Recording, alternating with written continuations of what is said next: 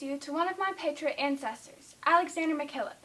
You may have read about him in the fall edition of the NSCR magazine, found on page 44.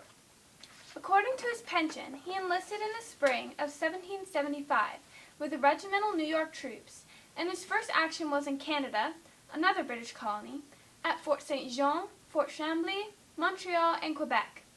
This puppet, also named Alexander, will represent Alexander McKillip as we tell his story from 250 years ago. Hello there, my name's Alexander McKillip. I'm a ghost, obviously, and oh, what do you care? You want to know about the Battle of Montreal, 250 years ago today. Well, it all started back in September of 1775, 2 months after the capture of Fort Ticonderoga.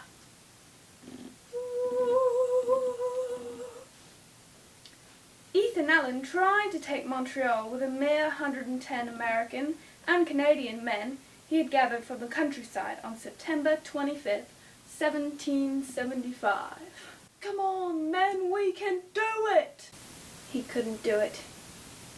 I couldn't do it. Old Carleton captured me. Luckily, thanks to the failure of Ethan Allen. Hey, come on! Sorry, Ethan. Just 2 months later, General Richard Montgomery captured Fort St. Jean on November 3rd, 1775, securing the Continental Army's control in the area. The British's defenses were depleted by both Allen's failed attack on Montreal. Seriously? And the capture of St. Jean.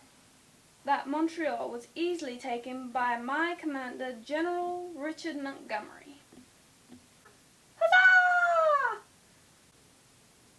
But I'm sure you're thinking, well, why didn't the British send reinforcements to Montreal? Well, not only had they suffered loss of men at Allen's failed attempt to capture Montreal. Hey, come on, do you have to keep calling it that? And the capture of Fort St. Jean, but old Benedict Arnold, now he's on our side at this point of the story, was making his way toward Quebec City up the Kennebec River while Montgomery was advancing up Lake Champlain. Poor old British General Guy Carleton abandoned Montreal and fled to Quebec City without a fight.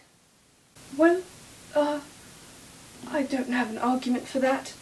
What would you have done in my stead?